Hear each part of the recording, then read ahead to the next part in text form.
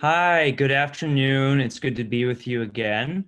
Again, my name is Dr. Joshua Furman. I'm a lecturer in the program in Jewish Studies at Rice University and the curator of the Houston Jewish History Archive. Pleased to be back with you to do another presentation in American Jewish history. Last week, we talked about the early period in American Jewish history from the colonial area colonial era going until 1820. And today we are going to move the story forward into the middle of the 19th century and we'll end about 1880. So here we go.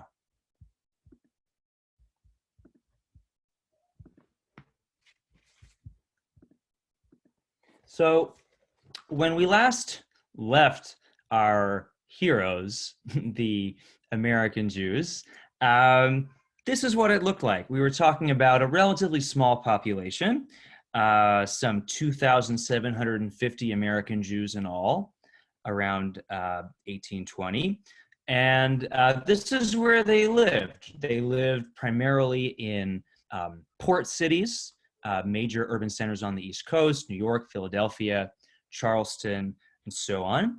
We mentioned that the earliest settlers were Sephardic Jews, and that even though Ashkenazi Jews began to overwhelm them population-wise by the early 1700s, Sephardic culture continued to set the tone in American Jewish life well into the middle of the 1800s, and you'll see evidence of that today.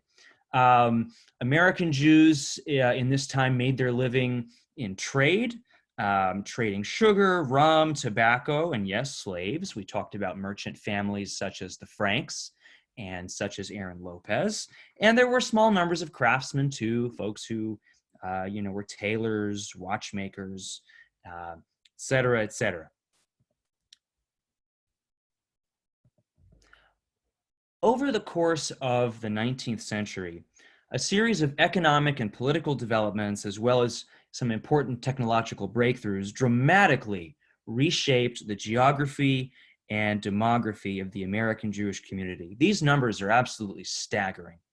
From a population of fewer than 3,000 before 1820, the American Jewish community by 1880 grew to 280,000, with 250,000 arriving between the years of 1820 and 1880.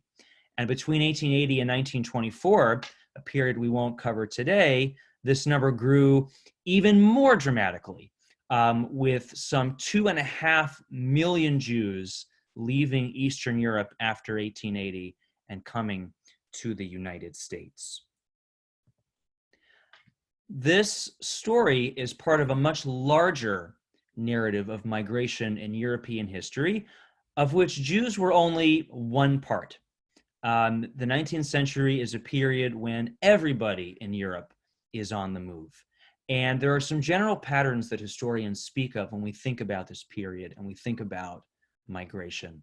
The migration tends to be from east to west across Europe, from rural areas and small towns into cities, from areas of limited economic opportunity and legal restrictions to areas of better economic opportunity and fewer restrictions, which makes sense. And these are still the reasons today why people get up and leave their countries and go elsewhere in search of a better life.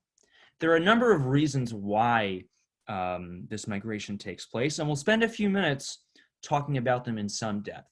But it has to do with industrialization, urbanization, population growth, political oppression, and unfortunately, anti-Semitism and violence. Let's start by talking about what's happening in Europe economically in the 19th century. So the rise of industrialization, mass production, changes the way that goods are made and sold. And if you are a European Jew and you make your living as a small-time trader, or you make your living as an artisan, let's say you make shoes, and all of a sudden there's a factory that can make shoes a whole heck of a lot faster and more cheaply than you make shoes, it's going to be hard for you. It's going to be hard for you to make ends meet. So the whole decline of the rural economy in which Jews, made a living trading and making things begins to decline. And so there's an impetus in this respect for Jews to look elsewhere to make a living. Jews who are better off, who are at the top of the middle class, maybe they've learned German, they can move to the big cities, right? They can move to Berlin, open a better store, get professional training, and continue their upward mobility. For those unable to take advantage of that, but with the resources to buy a ship ticket, America held great appeal. But there's more. This is also the era of increasing nationalism. And with nationalism in Europe comes increasing state control over the lives of citizens and over the lives of Jews in particular. States become increasingly repressive with respect to their Jewish populations. In German-speaking lands, remember that Germany is not does not become a unified country until the 1860s, but there are the territories, right, Bavaria and Prussia and so on and so forth, where Jews are living. This is the time in which Jews are compelled by the government to take last names, to take German names. Many of you, you may have, or you may know people who have German names. For example, the last name Morgenstern means morning star.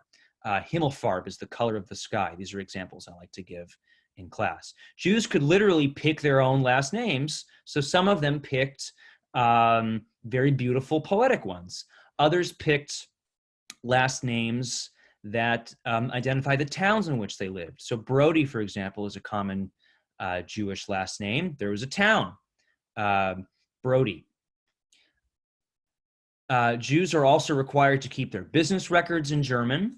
And the state also regulates synagogue life. Rabbis are appointed by the government. In many individual towns, there's only one synagogue, right? You can't have the multiplicity of synagogues that we're all used to in 21st century America. More oppressive than that, however, is a series of very repressive restrictions on where Jews can live, whether or not Jews can marry, and how they can make a living. For example, in 1813 in Bavaria, there was a quota on the number of Jews who were allowed to live there, and only the eldest son in a given Bavarian Jewish family could marry, and could marry if you purchased a very expensive marriage license. So if you're the second son, you can't start a family. In Frankfurt in 1815, only 12 Jewish couples could marry each year. Similarly, Jews were barred from certain professions. If you couldn't join the guild, right? Trades had guilds. These were like professional associations. If you couldn't join the professional association, you couldn't practice that trade. So that was very harmful. So many Jews had to resort to peddling, which is a story that we'll see later on when these Jews immigrate to America. Some towns even established a no Jews allowed policy. So it was a very untenable situation for a lot of young Jews living in Central Europe in the first decades of the 19th century. There were also outbreaks of violence in this period. We're much more familiar with the pogroms that took place in Eastern Europe, but there were pogroms in Central Europe as well. In the year 1819, there were a series of anti-Semitic riots, which have become known as the Hep Hep riots. This apparently was the word that the rioters were shouting as they ran through the streets, beating Jews and looting their stores. And it was quite shocking and devastating at the time. The illustration on the slide here is a depiction of those Hep riots. And then in 1848, those of you who remember your European history will remember there were a series of revolutions across Europe. These were efforts to try to persuade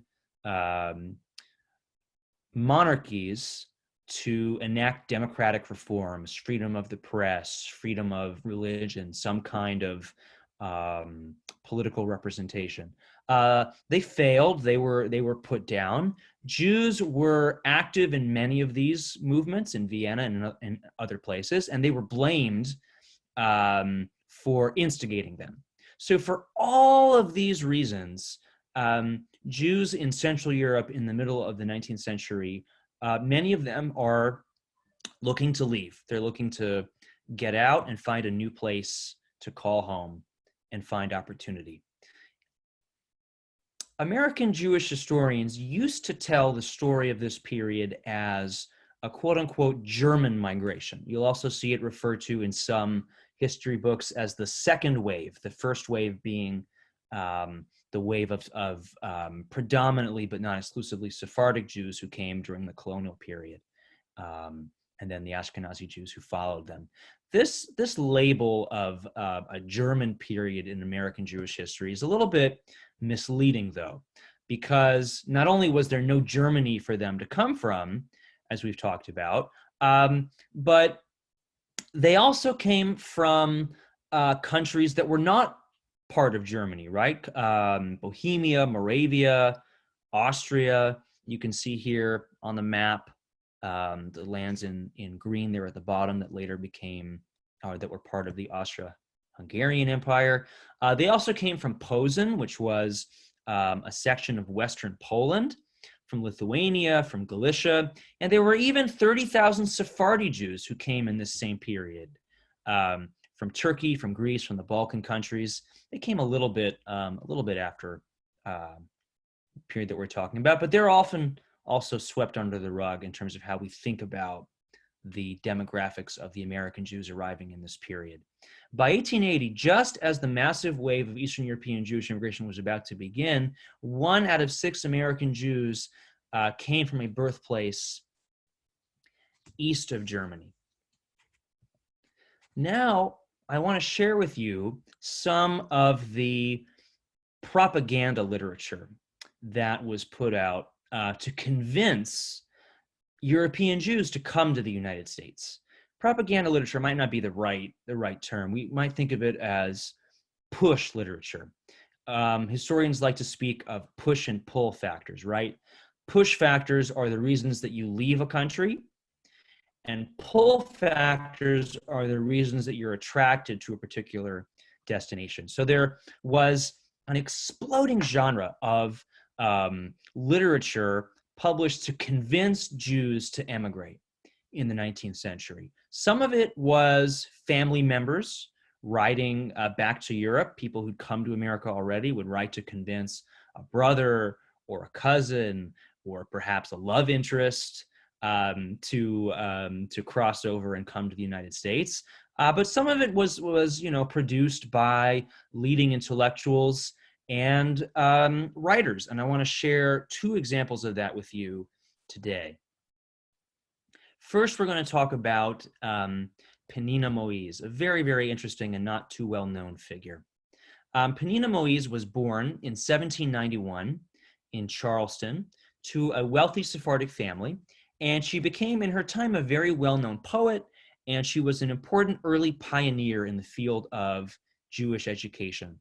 And this is a poem that she wrote entitled "To Persecuted Foreigners," which dates to 1820. And it's no accident that she wrote this in 1820, this poem, "To Persecuted Foreigners." This comes right on the heels of those Hep riots that we spoke about just a few moments ago. Here's her poem. Fly from the soil whose desolating creed, outraging faith, makes human victims bleed. Welcome, where every muse has reared a shrine, the aspect of wild freedom to refine. Upon our chieftain's brow no crown appears, no gems are mingled with his silver hairs. Enough that laurels bloom amid its snows, Enriched with these, the sage all else forgoes. If thou art one of that oppressed race, whose pilgrimage from Palestine we trace, brave the Atlantic, hope's broad anchor weigh. A western sun will gild your future day. Zeal is not blind in this our temperate soil. She has no scourge to make the soul recoil.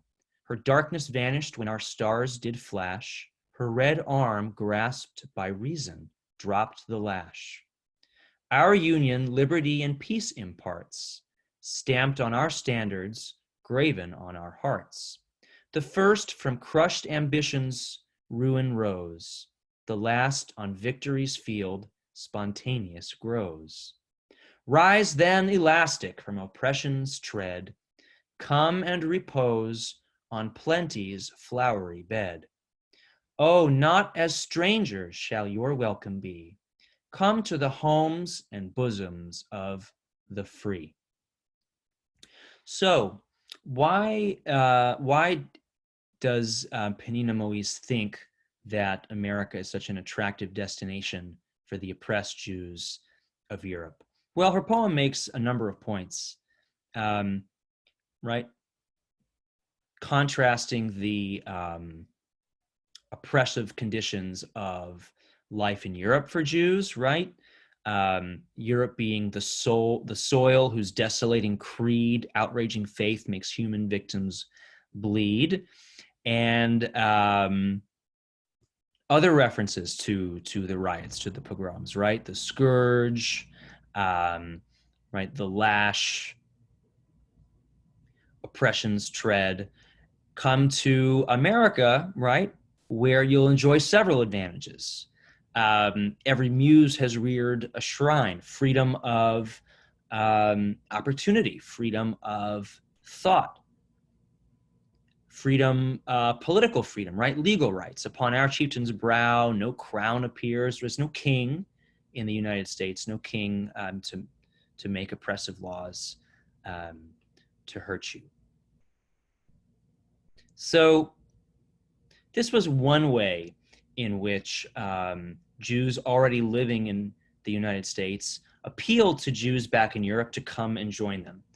Probably the most fantastic scheme concocted to try to do this was associated with an individual, probably the most famous American Jew of his time, a man named Mordecai Manuel Noah. Mordecai Manuel Noah can be considered the first important American Jewish political figure. He was born in Philadelphia in 1785. He rose to fame as a journalist and a diplomat. And he worked in New York in Tammany Hall for the political machine. And he accepted political appointments in exchange for serving political bosses.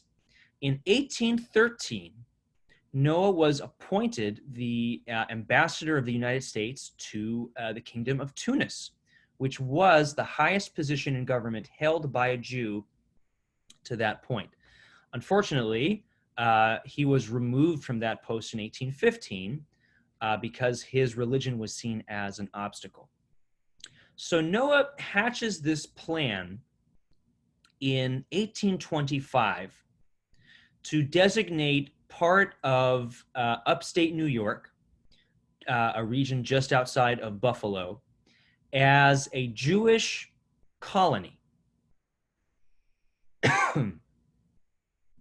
And he puts out this call, this proclamation to the Jews, explaining what he's doing and encouraging the Jews of the world to come and join him in Western New York.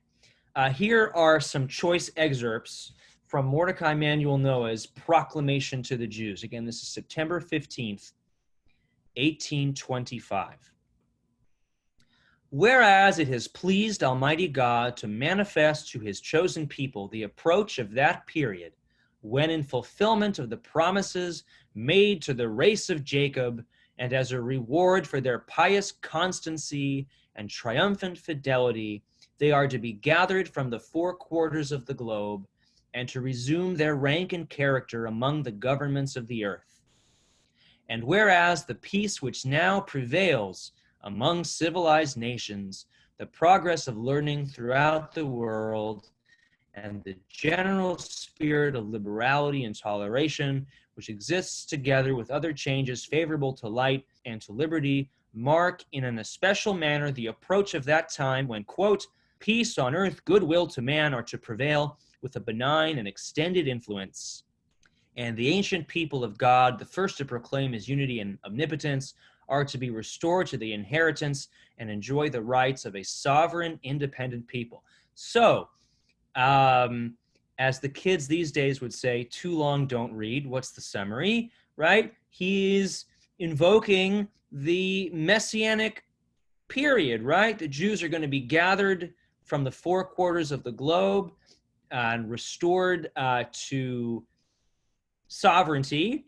Now, where is this all going to happen? He'll tell us. Therefore, I, Mordecai Manuel Noah, citizen of the United States of America, late consul of the said states to the city and kingdom of Tunis, high sheriff of New York, counselor at law, and by the grace of God, governor and judge of Israel. Boy, that's a lot of titles. It's a long resume, Mr. Noah had. Have issued this my proclamation, announcing to the Jews throughout the world that an asylum is prepared and hereby offered to them, where they can enjoy that peace, comfort, and happiness which have been denied them through the intolerance and misgovernment of former ages. An asylum in a free and powerful country, remarkable for its vast resources, the richness of its soil, and the salubrity of its climate. Now, every time I teach this, I point out that he's talking about Buffalo, New York, and I have spent time in Buffalo, New York. And I don't know about upstate New York having a particularly salubrious climate, right? But he's trying to make a sale. So here you go. The richness of its soil and the salubrity of its climate, where industry is encouraged, education promoted, and good faith rewarded. A land of milk and honey. You all recognize the reference, I'm sure. Where Israel may repose in peace under his vine and fig tree, and where our people may so familiarize themselves with the science of government and the lights of learning and civilization as may qualify them for that great and final restoration to their ancient heritage, which the times so powerfully indicate. Oh my goodness, that sounds amazing. Mordecai Manuel Noah, where is this paradise? The asylum referred to is in the state of New York, the greatest state in the American Confederacy. Wow, okay. And he goes on to describe how great New York is, and we'll skip over it. The desired spot in the state of New York, to which I hereby invite my beloved people throughout the world, in common with those of every religious denomination, is called Grand Island, and on which I shall lay the foundation of a city of refuge, to be called Ararat. Now, those of you who know your Tanakh will recognize the name Ararat as belonging to the mountain on which the biblical Noah, no coincidence, laid his ark landed, right? And that's when the flood ended, and Noah and his ark found refuge. So this, in 1825, will be the new refuge for the oppressed Jews around the world. And what makes this attractive, according to Noah? The fact that, again, it's a land of opportunity. It's a land where Jews can make a living however they choose. They can find a great land on which to farm, right? So there's opportunity there. There's peace. There's comfort. There's happiness. There's freedom of religion and all these things. But you got to come to Buffalo. So Noah has this big opening ceremony in which he reads this proclamation, and he gets a bunch of local people and a few Jews to come out. And within 2 days, it becomes clear that this isn't going to work. And Noah actually gives up, and he leaves, and he abandons his dream of creating a Jewish colony in Western New York. But there actually is, and you can go to Buffalo and see it. This is the cornerstone that was laid that day, the day that Ararat was established in 1825, and Mordecai Emanuel Noah gave this address. And you can see the cornerstone reads the text of Shema Yisrael, Ararat, a city of refuge for the Jews, founded by Mordecai Emanuel Noah, the Hebrew date, the English date, in the 50th year of American independence. This is just one example of many in the 19th century of attempts to create a new country for Jews. Right? Ultimately, the Zionist movement will have the most success, right, so to speak. But there are lots of other ideas and efforts to create a new Jewish homeland. This one is an utter failure. So why bother mentioning it at all if it only lasted 2 days?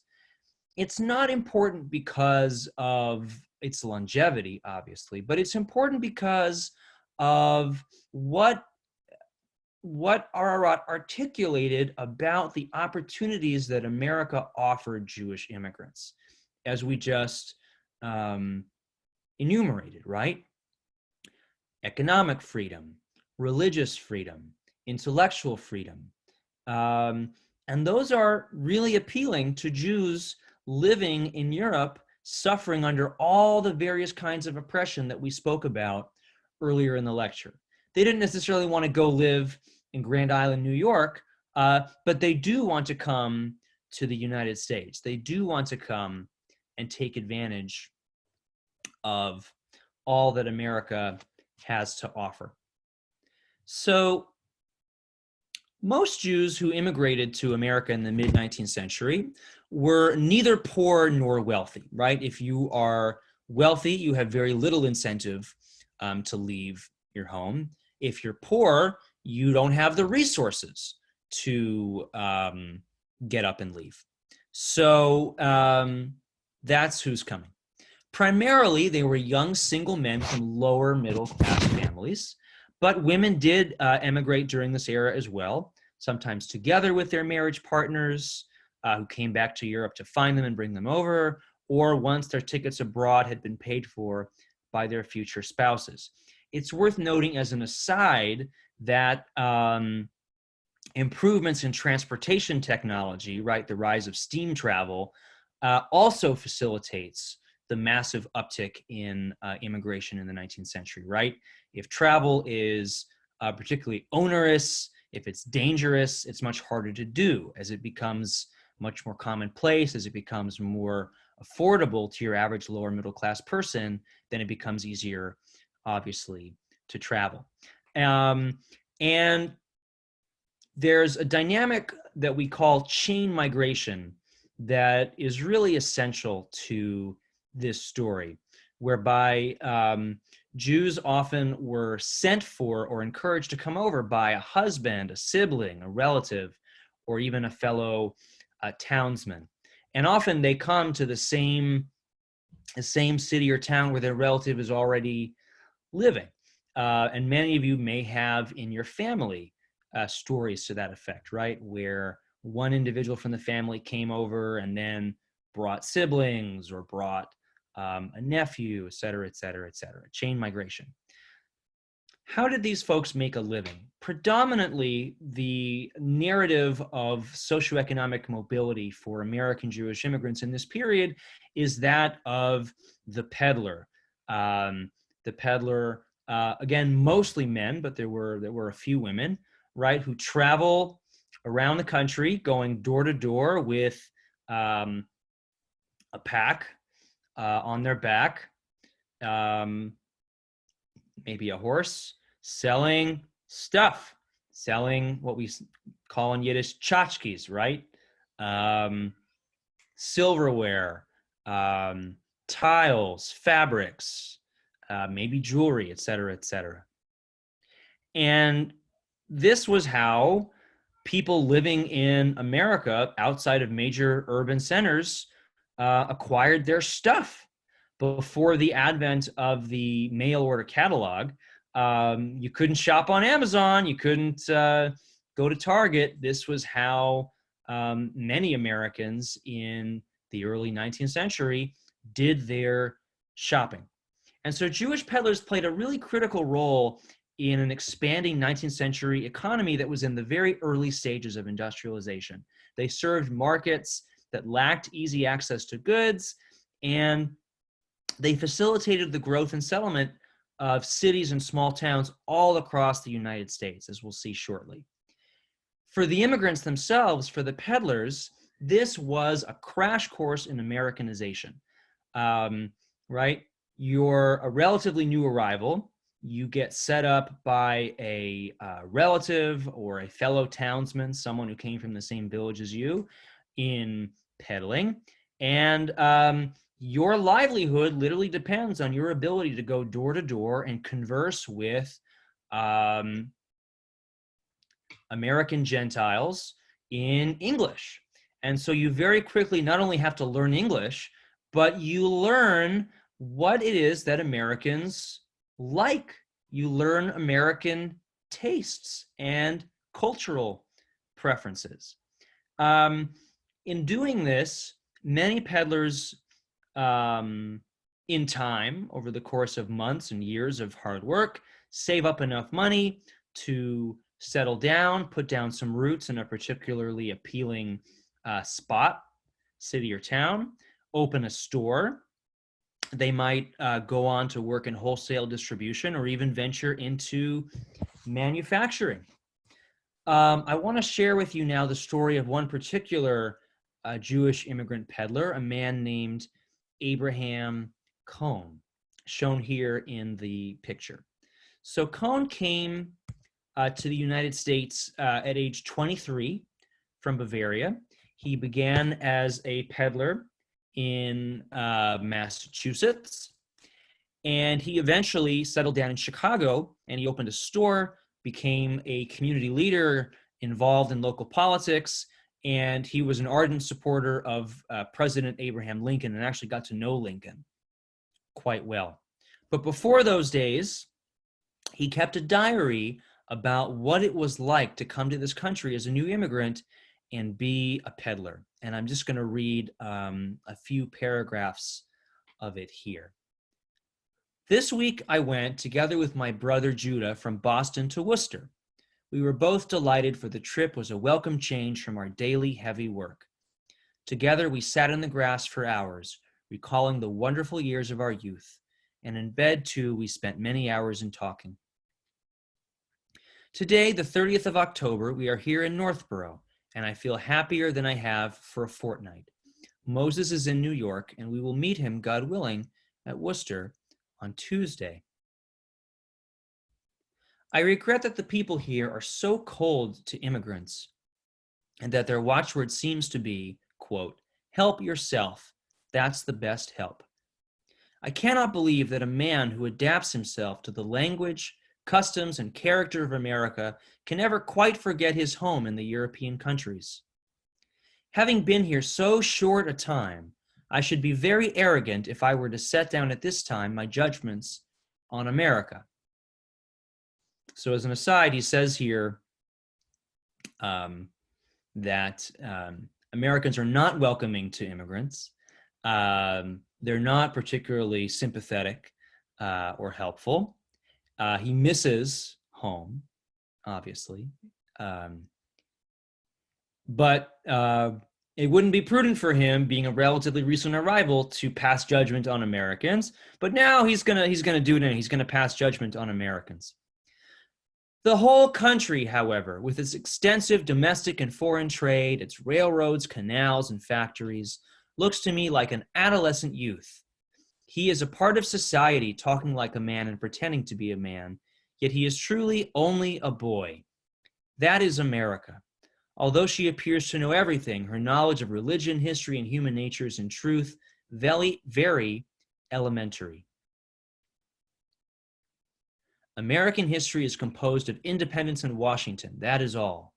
On Sunday, the American dresses up and goes to church, but he thinks of God no more than does the horse that carries him there. Elsewhere in his diary, he talks about his loneliness, he talks about his depression, and he talks about just how hard it was to make a living this way, skipping just 2 paragraphs. Actually, no, we'll continue where we left off. Thursday was a day of rest owing to 12 inches of snow. You can't work when there's a snowstorm. On Friday and Saturday, business was very poor, and we did not take in $2 during the 2 days. Note that many peddlers were forced with the choice of having to work on Saturday when customers would be home, and knowing that on Sunday, many of them would not be willing to do business with them because that was their Sabbath. So many new immigrants faced difficulties in having to work on the Sabbath and also having to find kosher food in the middle of nowhere, wherever their routes take them. There are a lot of stories about how peddlers tried to manage that. There were kosher boarding houses where you could stop for the night or for the weekend and get kosher meals. So some peddlers did take advantage of that. Let's see, skipping a bit. Today, Sunday, October 16th, we are here in North Bridgewater, and I am not so downcast as I was 2 weeks ago. The devil has settled 20,000, or maybe from the handwriting 2,000, shoemakers here who do not have a cent of money. Suppose, after all, I were a soldier in Bavaria. That would have been a bad lot. I will accept 3 years in America instead, but I could not stand it any longer. As far as the language is concerned, I'm getting along pretty well, but I don't like to be alone. Dear good mother, how often I recall your letters, your advice against going to America. Stay at home. You can win success as well in Germany. But I would not listen. I had to come to America. I was drawn by fate, and here I am, living a life that is wandering and uncertain. It is hard, very hard indeed, to make a living this way. Sweat runs down my body in great drops, and my back seems to be breaking, but I cannot stop. I must go on and on, however far my way lies. Here in the land of the free, where every child, every human being, preaches and enjoys liberty, it is I who am compelled to follow such a trade, to devote myself to so heavy and difficult a life. Each day I must ask and importune some farmer's wife to buy my wares, a few pennies worth. Accursed desire for money, it is you that has driven the Bavarian immigrants to this wretched kind of trade. No, I must stop this business. The sooner the better. So Cohn did not stop. He kept going. He persevered, and he eventually, as we saw, did make it. Did settle down in Chicago and become not only successful but an influential member of his community. Jews like Abraham Cohn arrived at the United States at a time when the economy was just beginning to shift toward industrialization and mass production. And they brought with them, as we've seen, skills in trade and finance that really served them well and allowed some of them to rise very rapidly into the middle class, and some of them even higher. Many of the most famous names in American retail, names like Strauss, Gimbel, Rosenwald, Bloomingdale, are the names of German Jewish immigrant families who followed this trajectory from peddler to shopkeeper to commercial elites in the course of only 1 or 2 generations. Jews were also very active in the garment trade, in the world of finance, in craftsmen. And the net product of peddling was to completely remake the map of the American Jewish community. You'll remember that when we began today, when we finished last week, we were talking about not only a very small American Jewish community in terms of population numbers, but very small in terms of geographic spread. Look at this map of the American Jewish community in 1877. Jews are living everywhere except Oklahoma. Obviously, the largest Jewish community is still in New York, as we'd expect, and there are large populations in the East Coast. But you can see that the Midwest is beginning to emerge as a center of American Jewish life. Look at Ohio, look at Pennsylvania, look at Illinois, and also California. Because of the gold rush, San Francisco becomes a very important American Jewish city. There are even 10 Jews in South Dakota. You can barely scrape by a million there. North Dakota, you've got 9.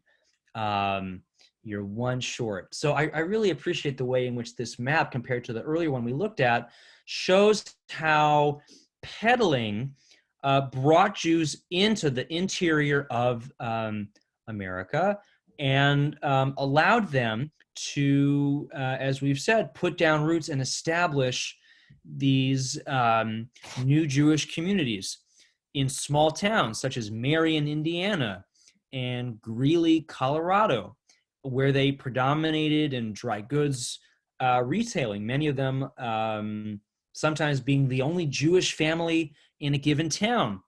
There's a term, some of you will remember a book called The Jew Store, right? This was a phenomenon, right? Where there's one Jewish family in town, and they operate the store, and they are that community's source of clothing and food and household goods. So as of 1877, about 30% of Jews live in small cities and towns in every region and almost every state in the Union. Quite impressive. Some of these Jewish communities might only last a generation or two. It's important to note. But it certainly marks a new chapter in the history of American Jewish life.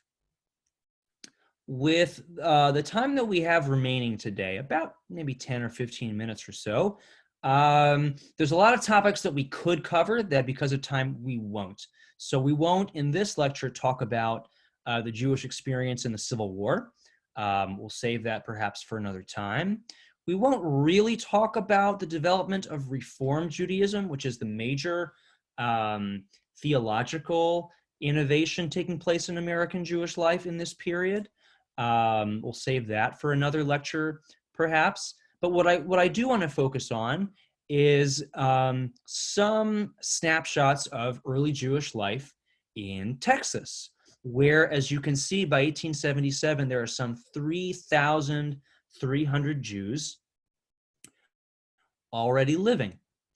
The first thing I want to show you, to give you a sense of that feeling of remoteness, of being, as my colleague Sherry Rabin, who teaches at Oberlin, her book is called Jews on the Frontier. It's about 19th century American Jewish life, and in particular, the phenomenon of mobility, that many of these Jewish immigrants are constantly on the move. And because they're constantly on the move, they're always being exposed to new ideas and new situations. So here we have a letter from an Isaac Jelonic to another Isaac, a much more famous Isaac Leeser. Isaac Leeser was, among many other things, the editor of the Occident, which was one of the first Jewish newspapers in the United States. And it had a national distribution. Leeser, I believe, was based in Philadelphia. And people would write into Lisa from all over the country describing where they were, and in some cases asking for things. So this is Isaac Jelonic, who's writing from Belton, Texas, which is in Bell County, I think not far from Temple. And it's May 28th, 1853. Mr. Isaac Leeser, dear sir, it will surprise you, sir, to hear from such remote part on the frontier of Texas, but it is as it should be. The prophesying must be fulfilled. And that is the editor's note here. The biblical prophecy that Jews are to be scattered throughout the world. I'm sorry to say that I am a poor scholar. I cannot express my feeling with the pen when I accidentally came in possession of such valuable information as containing in your valuable Occident. May the leaving God, could be loving God, spare you that you may accomplish what you have undertaken to do. I am sorry to say that I was ignorant what was going on, although I am in this country 15 years. But nearly all that time was spent here and in Mexico and California. I am happy, very happy indeed, to see that our true religion has a public advocate. I cannot find words to express my feelings. You can put me on your list of subscribers. I would like to send you the pay in advance, but here we cannot obtain paper money when we please, and I live a long ways from the coast. As soon as I can obtain paper money, I will remit it to you. I find in the Occident that you are about to translate the Bible. I will also send for one of them, and if you have the translation of the Machzor, right, that is the prayer book used on Rosh Hashanah and Yom Kippur, I would be very glad to get it also. The expense is not in my way. I hope you will ensure this and believe me to be a true Jew and friend to our cause, Isaac Jelonic. So here's Isaac Jelonic in a very remote part of Texas, reading a Jewish newspaper and trying to lead a Jewish life, right? Trying to continue his Jewish education. Leeser's newspaper contained sermons. It contained information about holidays in an era, again, we have to always remember, right? There's no internet. There's no opportunity for, learning online, or even, Jewish books are hard to come by. So to somebody living in a Jewish desert, so to speak, like Isaac Jelonic, this is like an oasis. So it gives us an impression of Jewish life on the frontier, and also Jewish life in Texas in the very early period, right? 1853. In terms of Houston, Jews have been in Houston since Houston was founded. There was at least one Jewish Houstonian who fought in the Texas War for Independence, an individual named Eugene Shamin. And there are other Jews scattered about Texas's early history that we don't have time to get into. As early as 1844, Houston had a Jewish cemetery. This is the cemetery that you can hopefully someday soon go and visit for educational purposes. It's at 1207 West Dallas. And the Hebrew congregation was established it was formally chartered, I believe, in 1859, but began meeting as early as 1854. And it was chartered as an Orthodox congregation. This, however, will not last. This is interesting. This is a newspaper ad that appeared in another Jewish newspaper with national distribution, the American Israelite, out of Cincinnati. And Beth Israel in 1866, so it's been around for about 12 years now from that 1854 date. They are looking for some new spiritual leadership. Notice the Hebrew congregation Beth Israel of Houston, Texas, Polish minhag, right, which means that it follows an Ashkenazi rite, not a Sephardic rite, is desirous to procure the services of a competent gentleman who is able to act as chazan, that is to say cantor, reader, lecturer, and shochet, kosher butcher. Salary $2,000, United States currency, besides perquisites. A Southern acclimated person preferred. I posted this to Facebook, and there was some interesting discussion about what this phrase, a Southern acclimated person preferred, means. I'm not sure. I think at a basic level, it probably means somebody who is either already adjusted to the physical conditions of living in the South without air conditioning, or somebody who is ready to accept living in the South. It could also mean somebody who is willing to leave the densely populated cities where there's lots of Jews living and a very sort of strong Jewish cultural presence. Someone was asking if it refers to the racial situation, and it's hard to say. It's hard to say without further investigation as to how that phrase "Southern acclimated person" is being used at the time. All communications, as well as testimonials and diplomas, must be sent to the address of G. Gerson, Secretary of the Hebrew Congregation, Beth Israel, Houston, Texas. None need apply unless fully capable and qualified. Henry Weiner, President. And this is how congregations all over the country, not just in Houston, would try to find spiritual leaders in this period.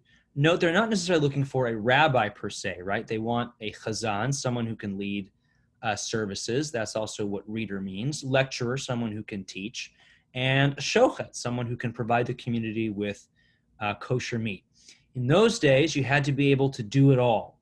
Synagogues didn't have the budget to hire a rabbi and a cantor and a director of education and a programming director and so on and so forth, right? They hired one person and maybe two at the most. So that's an interesting little slice of early Houston Jewish history that I found. Just two quick profiles of some of the most important early Jews in Houston who came here in the period we're talking about today. So the first notable Jewish settler in Houston was a man named Jacob de Cordova. He was a Sephardic Jew, and he came from Jamaica to Philadelphia in childhood, later settled in New Orleans. Then he was in Galveston, and then finally came to Houston. And his accomplishments here were many. He was a founding member, of the Houston Chamber of Commerce in 1840. He was a successful real estate businessman. He was an alderman, and he was a representative in the Texas legislature. In 1858, he went on a tour of the United States in England, campaigning for others to come and join him and settle in Texas. I think he was also instrumental, if I'm remembering correctly, in the development of Waco, but I forgot to include that in my notes. What's interesting here, of course, is that from a very early stage, Jews can come to a place like Texas and right away participate in political leadership and become among the elites of the city in a way that's just not possible in the North. It takes much, much longer for Jews to enter politics in places like New York and Boston than it does for them in the South, because the South is a newly developing region, number one, and they benefit greatly from the economic activity and skills that Jews bring. And number three, in the South, right, the most discriminated against, most oppressed, and most hated people are African Americans, not Jews. In the North, it's a little bit different. So de Cordova's life is fascinating for this reason, that he comes to Texas and almost instantly becomes a leading civic figure. Another important early Jewish historian was this man, Louis Levy, who came to Houston from New Orleans with his wife Mary and purchased land directly from Sam Houston, so we're told. He made his living in real estate. He opened a successful store. And like de Cordoba, like so many of the other people that we've studied today, he wanted others to come and join him. So he writes this fascinating letter to another of the early American Jewish newspapers, the Asmonean out of New York City, in June of 1850. And here's what he writes. Houston, Texas, May 24th, 1850. Editor of the Asmonean. Dear Sir, knowing that your valuable journal has a wide circulation and that even in Europe it is considered of authority and looked upon with interest, I take the liberty to make the following remarks, which you may publish or not, as your judgment may dictate. And he goes on to talk about the persecutions that Jews face in Europe, that they really have no rights, and only recently have Jews begun to experience some advances in their condition. But what can force them to stay in these countries, he asks? What circumstances can hinder their emigration? They have no permanent home in Europe, right?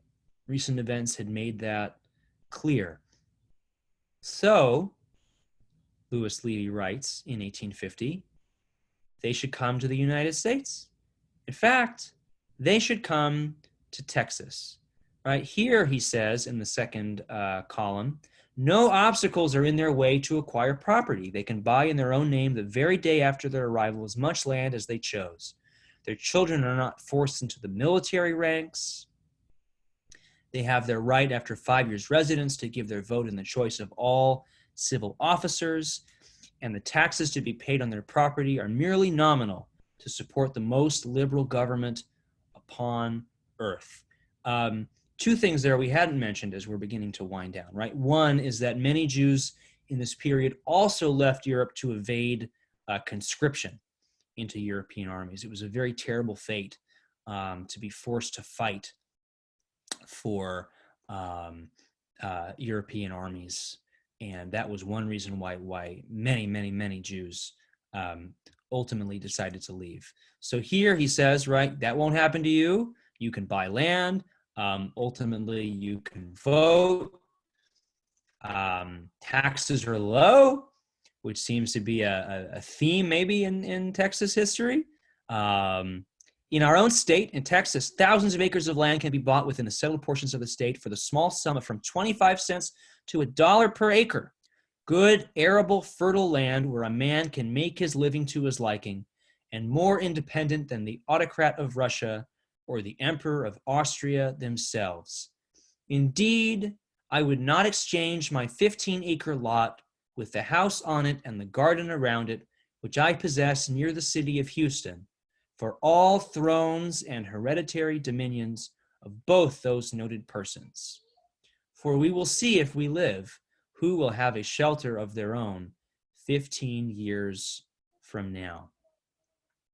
If by any possibility we could induce our co-religionists oppressed in those countries to make a voluntary sacrifice of those few attachments which still bind them to those homes, and to come over to this side of the Atlantic, we might be proud of having achieved the deliverance of a part of God's chosen from the hands of the oppressor. Remarkable letter, one that again had national distribution. It was published in the Asmonean, a New York newspaper, and I think it really kind of ties the themes of this presentation together very nicely, right? The idea that America afforded immigrants in the 19th century a level of economic opportunity and religious freedom and freedom from physical harm that they could find almost nowhere else in the world, and including in Texas. There were challenges, to be sure, right? Life as a peddler was incredibly difficult, backbreaking work. Life as a Jew was difficult, living in remote places with sometimes few Jewish resources, having to create congregations and recruit learned, in this case, learned men to come, to venture out to places like Houston to lead a congregation. But this is the period that lays the groundwork for the American Jewish world as we know it. I want to end today just by, because this lecture is being given for Congregation Beth Yeshurun, linking what we've talked about to the earliest history of the congregation.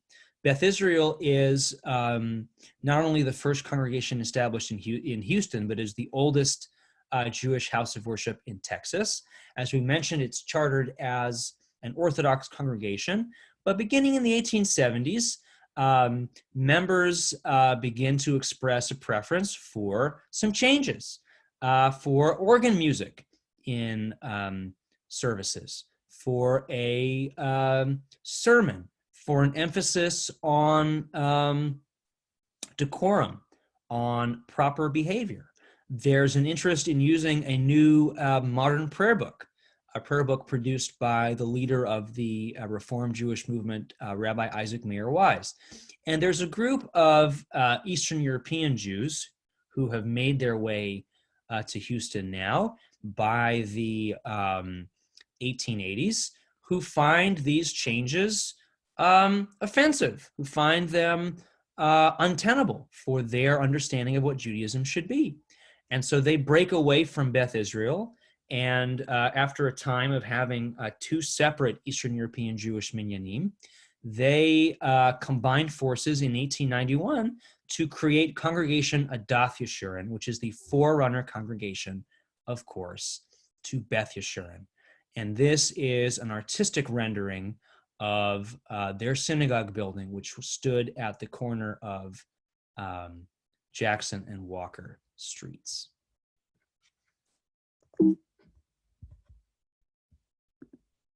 So that ends our exploration of American Jewish life between 1820 and 1880. I've enjoyed being with you again, and I hope we have the opportunity to do this more in the future. As always, if you have questions or you'd like to communicate with me, my email is jf36@rice.edu. Thank you very much for watching, and hopefully we'll see you again. Take care.